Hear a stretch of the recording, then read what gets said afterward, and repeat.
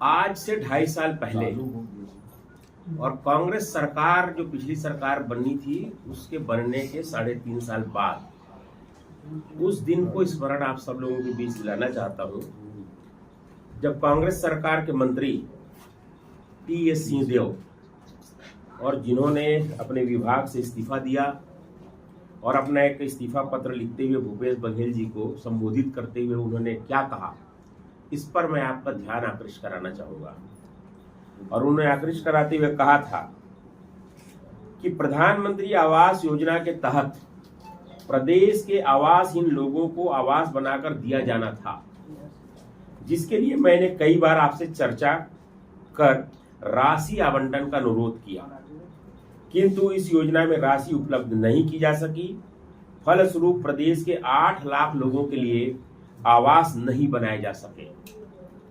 इसके अतिरिक्त 8 लाख घर बनाने में से करीब 10,000 करोड़ की प्रदेश की अर्थव्यवस्था में सहायक होते।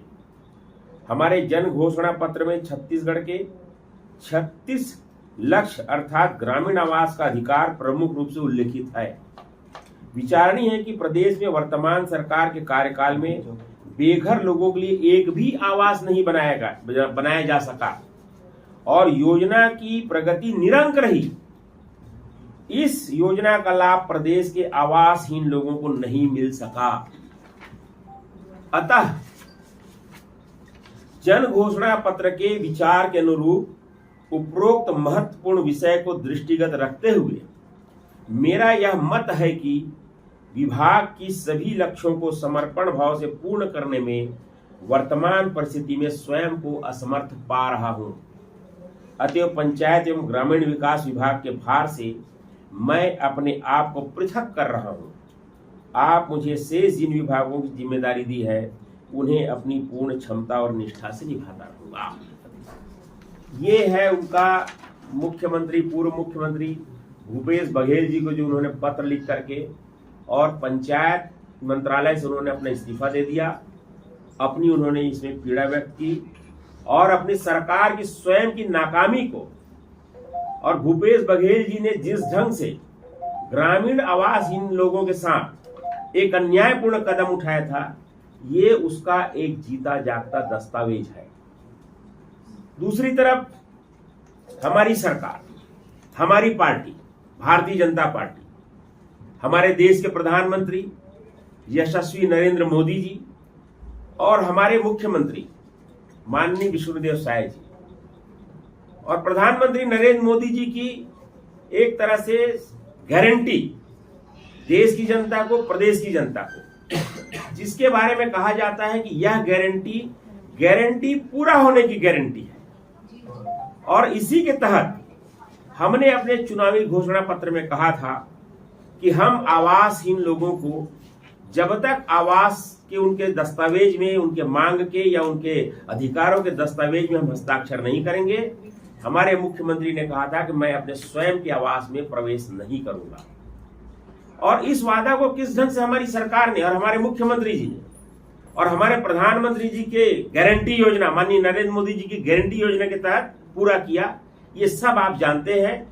जब उन्होंने मुख्यमंत्री जी की शपथ लेने के तुरंत बाद 18 लाख आवास लक्ष्य पर हस्ताक्षर कर और उसके बाद उन्होंने अपने आवास में प्रवेश किया। ये सब ने पूरे प्रदेश की जनता ने देखा है, आपने भी देखा है। और ये इस बात का द्योतक है कि हम जो आपने भी देखा है और ये इस बात का द्योतक है कि हम जो कहते हैं वह हम सब करते हैं। हमारी पार्टी जो है पार्टी विद द डिफरेंस है और जनता से जो घोषणा करती है, जो वादा करती है, उनके अधिकारों के लिए जो संकल्प लेती है, उस संकल्प को किस ढंग से पूरा करती है, यह जो है हमारे मुख्यमंत्री विष्णुदेव साय जी ने जो कदम उठाया, यह उसका एक जीता जागता उदाहरण है। और आपको इसकी जानकारी देते हुए मुझे अत्यंत खुशी है कि गत वर्ष में केंद्र सरकार ने लगभग 32 लाख आवास स्वीकृत किए। उसमें से 8,46,931 आवास सिर्फ हमारे छत्तीसगढ़ के लिए, अर्थात जो केंद्रीय स्तर पर पूरे देश के लिए जितने आवास स्वीकृत किए उसका 30% अकेले छत्तीसगढ़ के लिए स्वीकृत किए गए। यह अपने आप में बहुत अभूतपूर्व कदम है और इसके लिए और इस तरह से जो छत्तीसगढ़ को उनका अधिकार दिया गया, आवास इन गरीबों को जो अधिकार दिया गया, उसके लिए हम सब हमारे देश के यशस्वी प्रधानमंत्री माननीय नरेंद्र मोदी जी को, हमारे प्रदेश के मुखिया आदरणीय विष्णुदेव साय जी को इसके लिए कोटि कोटि धन्यवाद करते हैं कि उन्होंने गरीबों को सुनी, जरूरतमंद लोगों की सुनी है। दूसरी बात, पिछले जो सत्र में जितने आवास हमारी सरकार ने स्वीकृत किए हैं, उसमें से 6,18,000 जो हितग्राही हैं उनके लिए प्रथम किस्त जारी भी कर दिया गया। मतलब कोई रोक के अटका के रखने का काम नहीं, स्वीकृत करने का काम किया। और जो बीता एक साल है, इस पूरे बीते एक साल में लगभग 1,80,000 आवास बन करके पूर्ण भी हो गए हैं। यह एक अभूतपूर्व कदम है।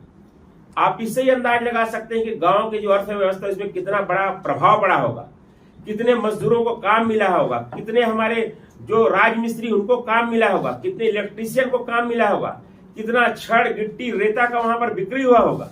तो ये ग्रामीण अर्थव्यवस्था में तेजी लाने का काम हमारी सरकार ने किया है और ये सब कुछ हुआ है हमारे देश के प्रधानमंत्री नरेंद्र मोदी जी के गारंटी पूरा होने की गारंटी और हमारे मुख्यमंत्री जो विष्णुदेव साय जी ने जो प्रतिबद्धता दिखाई है, ये उसकी गारंटी है। इसके अतिरिक्त एक और जानकारी आपको मैं देना चाहूंगा जो बहुत महत्वपूर्ण है कि 10 जनवरी को केंद्रीय मंत्री शिवराज सिंह जी ने 3,03,000 अतिरिक्त आवास छत्तीसगढ़ के लिए स्वीकृति की यहाँ पर घोषणा की है। और इसके लिए हम जो है फिर से एक बार केंद्र सरकार को, हमारे प्रधानमंत्री नरेंद्र मोदी जी को, हमारे केंद्रीय मंत्री जी को और हमारे मुख्यमंत्री, निश्चित रूप से उनका इसमें प्रभाव है, उनकी निश्चित रूप से प्रयास है, उसके लिए हमारे मुख्यमंत्री विष्णुदेव साय जी का धन्यवाद करते हैं। और एक बात आपको बताना चाहूंगा मैं कि ट्राइबल बेल्ट में जो अतिरिक्त मतलब और पिछड़ी, अति पिछड़ी जो जनजाति है, उनके लिए हमारी सरकार ने एक योजना चलाई हुई है, जन मन योजना। और इस योजना के लिए जो बहुत ज्यादा पिछड़ी ट्राइबल जातियां हैं, उनके लिए 24,000 आवास अतिरिक्त रूप से। लेटेस्ट न्यूज के लिए सब्सक्राइब करें और न्यूज अपडेट्स के लिए बेल आइकन पर क्लिक करें।